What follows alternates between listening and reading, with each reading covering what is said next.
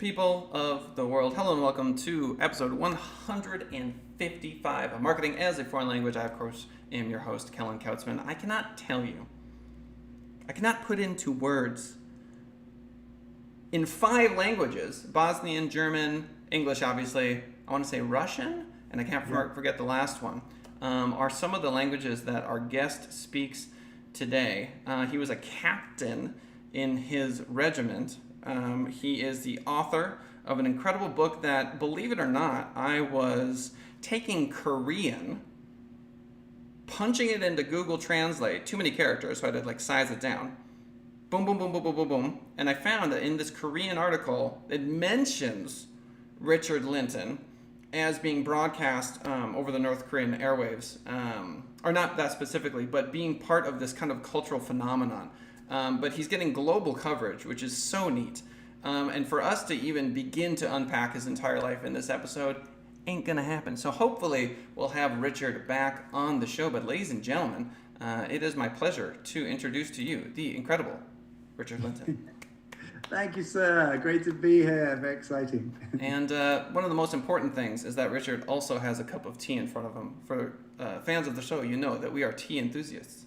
With my British Museum mug, which I gratefully, and it's an espresso size. Ooh. It's the only place you can get an espresso size mug. And I literally checked the dimensions on their website, and they're only £6.99. So I have 6 of them. Cheers. Well, there you go. Cheers. So here's the thing.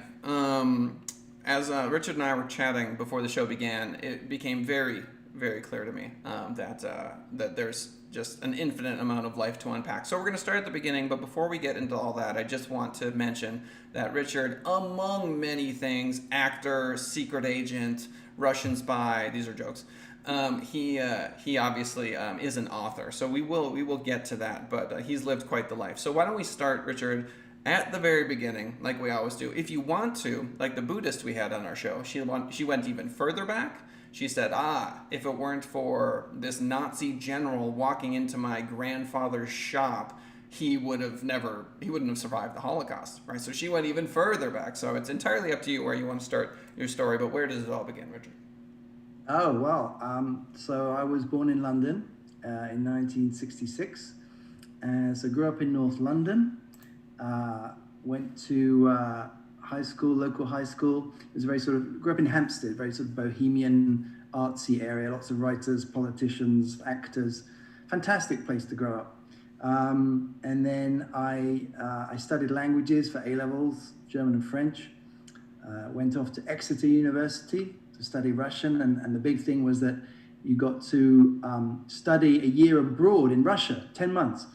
And so actually, I didn't mention this to you earlier, but amazingly, during the impeachment trial, Fiona Harris was testifying, and I literally had not seen her for 30 years since she and I and a group of about 20 English Russian students, went on this trip from Moscow to Vladivostok, Khabarovsk, in fact, because Vladivostok was a closed city. But anyway, I just thought it was extraordinary that she'd gone off. I hadn't seen her, and then she'd gone off to Harvard.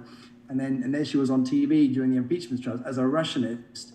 But anyway, and so I was in Russia at the Morris Torres Institute of Foreign Languages for a whole year, and traveled around the Soviet Union. Okay, so all right, so you were born in, you said North London? North London, yeah. Okay, so you're not your average bear. Okay. If I had to make a guess about your intelligence, I'd probably put it up here, right? My wife would say that. But this is the nature of things. Thank right? you. This is the nature of things. With all I'm enjoying this already. Yeah, and you're an author, and you've just done all these incredible things. So when we go back to early childhood, I'll just ask you point blank. Were you a nerd, Richard? I wasn't a nerd. I was probably a goody. Okay. I remember. I'm always telling my 2 teenage boys, one's 17, one's 15, why can't you be nicer? I feel like I was nice. Probably because I was brought up by a single mother. Okay. Who is no longer with us, but a single mum. and didn't never knew my dad until I was like 24, and he met my father like much later on. Whoa. Yeah, that old chestnut. That old chestnut. So yeah, I wouldn't say I was a nerd. I mean, I played the violin. I don't know whether that counts, but I You get spent some 3 hours a nerd day points. practicing the violin. Yeah, you get some nerd points Um, for that. And to be fair, I say nerd in the most endearing way possible. yeah, no, I I like nerds, believe me. Oh, 100%. Yeah, Okay, so definitely. let's quick put a fork in that. So there's a term called eminent orphan that was coined by the author of Tipping Point. Oh, Malcolm McDowell, Thank McDowell. you, Malcolm Gladwell. Glad McDowell. That's Yeah. not Planet of the Apes. Sorry, Malcolm. Sorry, Malcolm McDowell. Yes. So he, yeah. So, and I love this because my father passed when I was 2 years old, and Okay. so I very much am. There's a number of people who lost a child, lost a parent, or didn't have a parent around Right. for that amount of time, and it creates a grit and resilience in the soul of that particular being, as far as I'm concerned. So, to Yeah, I agree. what degree do you feel like that the absence of your father until 24 years of age played into what we can describe as a successful life? Yeah, I mean, I think definitely because I mean, I guess I've injected this into some of my characters in my book, but there's a sort of you feel like there's a lack of something, and there really isn't because you're sort of making up for it. But I mean, I definitely felt terrible that when people brought it up, I was just embarrassed my whole life long that I didn't have a dad, and so that was tough.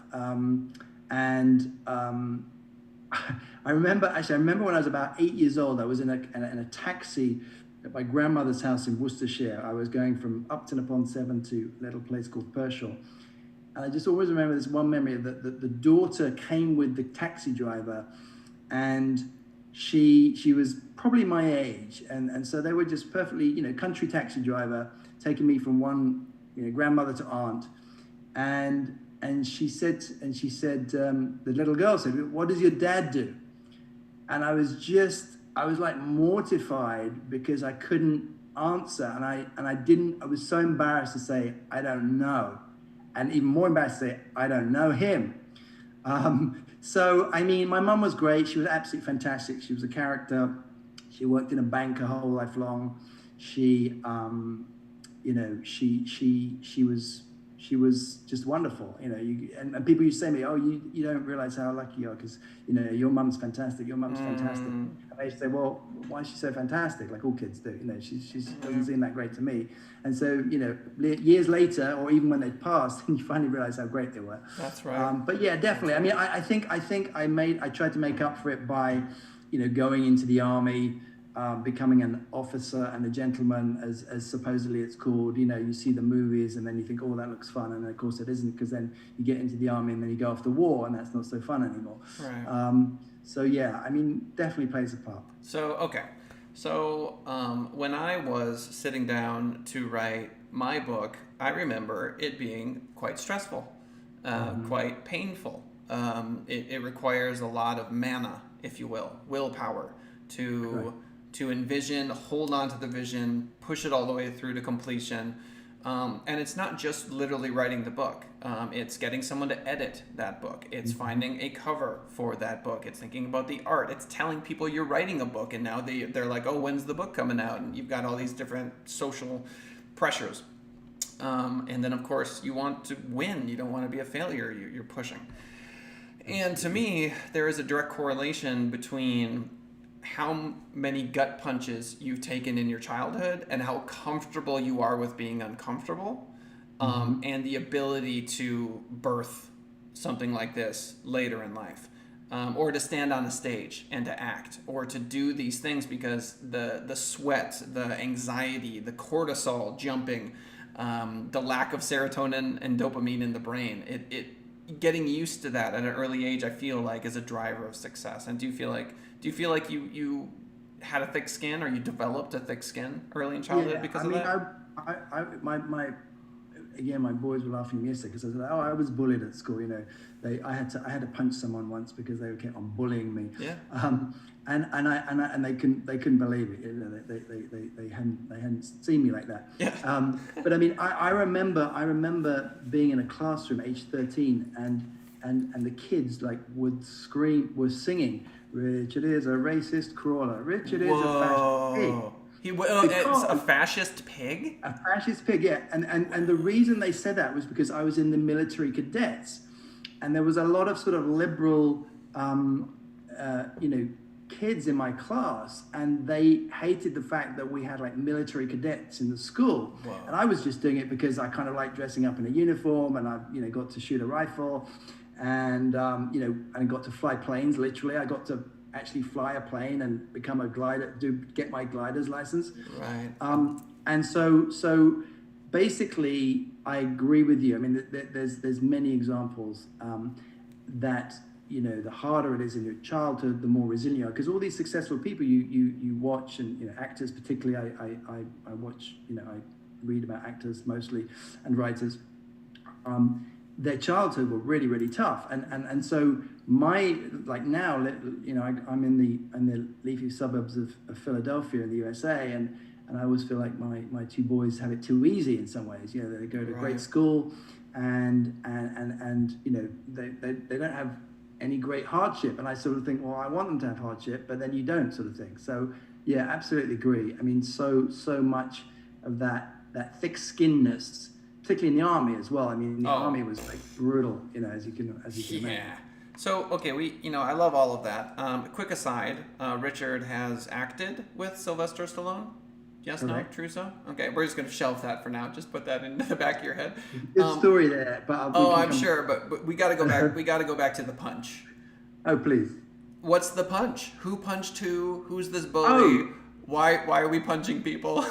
Oh, well, I mean, so again, because I was kind of a goody-goody, and it's funny, my oldest son is so not a goody-goody. He so doesn't try hard to please people, but I was definitely a pleaser because I was an only child and I just wanted to get on with everybody. But I was definitely getting bullied and pushed in the corridor by this one kid called Steve Wright, I think his name is. Oh, Steve's the worst. No, Dave White. Steve Wright. Steve, anyway. Yeah, Steve's the worst. But here was my strategy. So I decided that he was going to have to get a punch back, otherwise this was just going to go on and on and on. Yeah. But I waited till I was in my favorite class, my art class, with my favorite teacher, who I knew really liked me. Oh, see, this is some military strategy right here. So there we are in the art lesson, and sure enough, the guy comes over, and either nudges me or my paint or something, and I just turned around and I socked him one. Oh. And I knew, and I'd warned two friends of mine who were big tall guys that something might go down in this class. In art class. I need to prepare to break it up because I didn't want to get hit back, kind of thing. Yeah. But anyway, so they piled in, the two friends piled in as soon as I'd socked him one. And then of course it was detention, come back after school, blah, blah, blah, blah, blah, blah. Yeah. But the teacher she told us both off, but then she went and then she said, look, I know that he's not helpful, and I know it was probably not your fault. So yeah, that was the punch. Okay, so there's a number of things about the punch that I like. Number one, I think most people would have.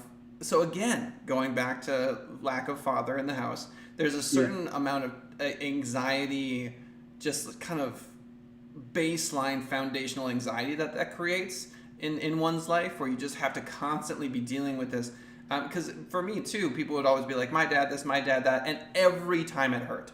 Like if someone even mentions their dad, they're not trying to hurt me, but I'm hurt anyway. And so ouch, ouch, ouch, ouch, ouch, right? You just develop that sort of like, okay, like on a daily basis, this is going to sting. And then, so what it does is it gives you this patience to be like, you know what? I'm going to punch this guy in art class. Right. right? Because most people, like, it would rise up to the point where they're just like, bah, and the emotions would take over, and then they would like do it in this worst place ever, and then the consequences would be terrible. So I love that you planned. And I knew it had to be in a controlled environment because I knew that I'd lose if it was in the playground. Brilliant. I mean, this is chess. It's chess. What Grandmaster Daniel Naroditsky likes to say is he says, prepare slowly, attack quickly. Right. So it's very much like, oh, rook to e1. Okay. Well, that doesn't really do anything right now. But pawn to e4. Okay. Now the fight's about to begin. Trade. And then you end up on top. So that it reminds me of that. Because there you are. You're like, hey, guys, I need you to break this up. And then, you execute. I don't think I've even told my sons that story.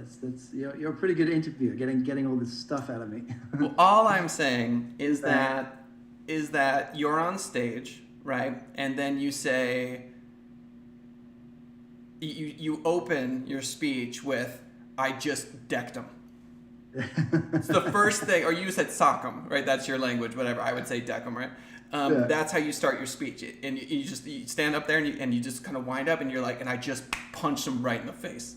And One man show, right? Yeah, well, I'm saying, right? But that would be so great because everyone would be like, who'd you punch?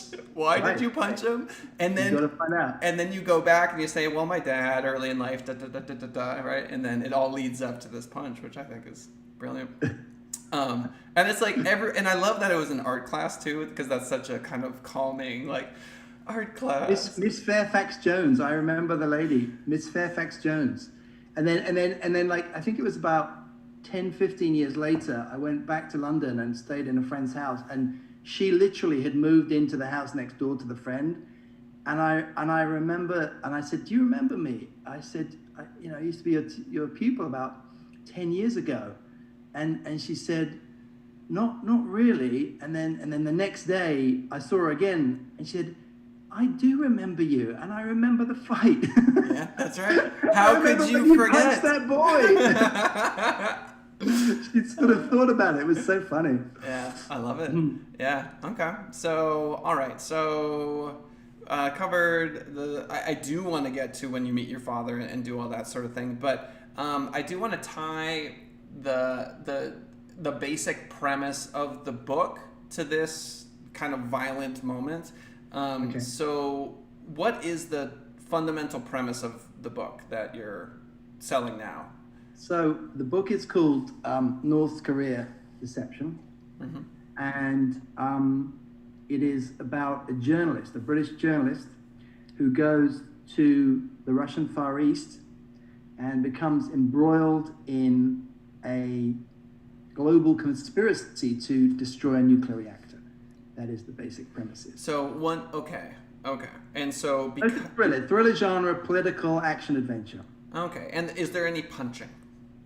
Is there a what? Puncher? Is there punching in the punching? In the book? Oh, definitely. Okay, well there we go. Lots of punching. Inside APCs in the middle of North Korea, and there's a full-on tank assault in the book for the Tom Clancy fans. But yeah, it's there's a little bit for everyone. Well, see, there we go. So I don't think it's a coincidence that you put so much energy into this attack. Basically, one of your first attacks, really. Again, the strategy of it, the thought, the not letting your basic emotions win. Executing, because it sounds like you executed. It sounds like you won. Yeah, I think it was a good execution. Yeah, didn't you win? I mean, you punched him. Did he punch you back? He never bothered me ever again. See what I'm saying? And then there you are, years later, sitting in front of your computer, doing a fight scene, right? Typing down, like just playing in that imaginary space. So, so I think that's and this is for fiction, obviously, but nonfiction is very similar too. Whatever your life experience, it kind of, because you had mentioned you were a tank commander, correct? Horses and tanks. Yeah, tank commander. Yeah. So I was in the household cavalry. So basically, I can drive a tank. As can Prince Harry and I have one activity we have in common is we can both drive tanks, because Prince Harry was in my regiment.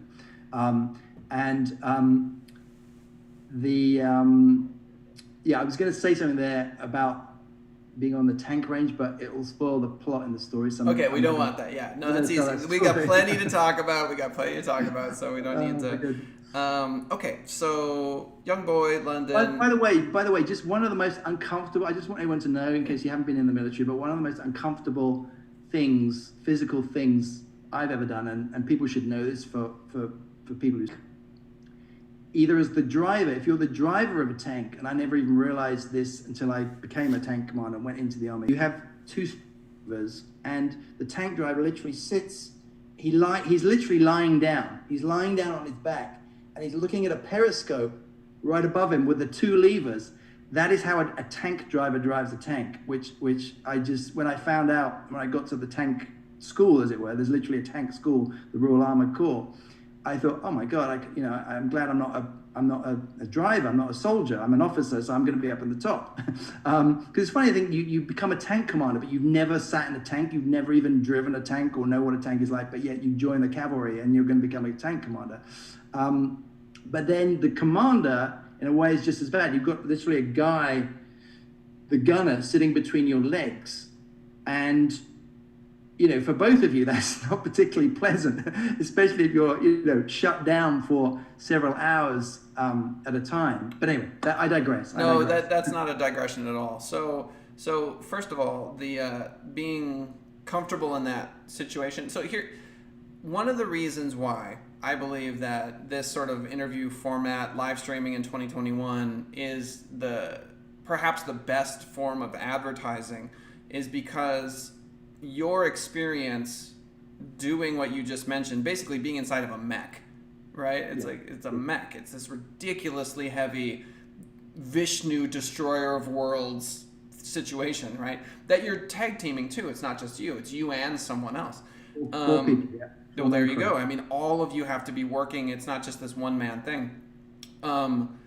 So being in that sort of situation, having the chemical cocktail, and I could argue spiritual just enlightenment of having done that, and then standing in front of or sitting in front of your computer and bringing those two moments together into a book that includes those things. I guess the point I'm making is that if you want to read a story about someone in a tank, you want someone who's been in a tank. Right. Great point. Yeah, and I think actually that's one of the things I'm actually quite proud of in this story, because people who've read it, and some people who they're not even into the thriller genre, but they've read it because they know me, and they just said, oh my God, we can really tell you've been to that place, you've been on that Russian train, you've drunk that tea from the old babushka, you've been inside that tank, and that's what I love, and it took many years. I mean, as you know, when you're writing, but I have to say it's one of the most. What I'm trying to say is it's one of the most satisfying things I've ever done, because you write a book for 10 years, and you just don't get there. And the only reason I, by the way, published this book in the last month it was published, is because of the pandemic. So that's another whole thing. Like, this would never have happened were it not for the pandemic. My 15-year-old said in the car the other day, the Chinese have got a lot to answer for. And I said, well, they have. But I said to him, frankly, I'm not actually that cross with them, because I mean this sounds terrible. But no, it doesn't. I don't mean it in a negative way, and of course it's tragic. But all I'm saying is, I would never have published this book were it not for the pandemic, because I am an actor. I still audition every week, every 2 weeks. Yep. And that's all I ever did. But to suddenly have that time where the whole world seems to be shutting down, and I thought, I've got 2 novels on my laptop. I have to get them out. And again, not to go into the weeds, but as I was warned, writing 30% is writing the book, 70% is getting it out and marketing it. And that is never. I mean, I thought it was going to be nuts, and it was probably 100 times worse, in the sense that work to do, how much you have to do in order to finish that blooming book, and actually get it on the Amazon page.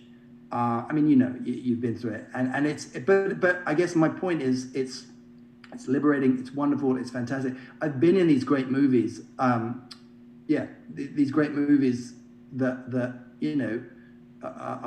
HBO series and Creed, but to write your own book and have it up there is huge. So I guess what I'm saying is if you're thinking of doing it, I mean, we can talk probably another time now, but we can talk how you do it, because I literally have done it in 6 months. I knew nothing about publishing, self-publishing. I tried to get an agent a few years ago, all that stuff. The publish industry has been turned on its head in the last 6 months, a year anyway. And frankly, I was thinking to myself, I'm glad I'm not a traditionally published author, because you don't have any control. I can make a post, I can go anywhere, I can talk to anyone anytime. I can do a promo for 99 cents and boost my ratings if I want. You're literally in command. And again, you know this, but anyway, so it has been a very liberating experience, and it's led to things like this. This is kind of, I think, my second sort of interview. And I was telling Kellen before, it's like it's one thing to sell other people's stuff, as I have done on QVC for many years, and it's one thing to read other people's and act other people's lines, but then suddenly you're talking about your thing. It's like, ooh, I'm a little bit nervous now. Yeah, it is funny how that works. So yes, I will echo what Mr. Lyntton just shared with us, which is you can absolutely create a book.